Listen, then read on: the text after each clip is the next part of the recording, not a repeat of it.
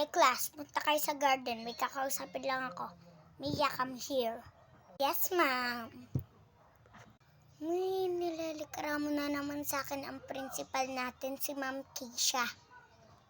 Na nakikita daw nila ikaw ulit na nagkakatin. Ma'am, burahin mo ko. Hindi po ako nagkakantin. Tumigil na po ako. Keisha, kakausapin ko mother mo. Ma'am, yung mother ko po, nagtatrabaho po sila sa Manila. Then ako po, nag-iisa lang po ako sa house namin. Keisha, pakiabot ng phone ko. Ibahin mo ko, Keisha. Nagsisinungaling ka lang sa akin. Ma'am, totoo nga po yung pinagsasabi ko. Sige po, wag po kayo maniwala. Keisha, pasalamat ka. Nasa Manila yung sinasabi mo.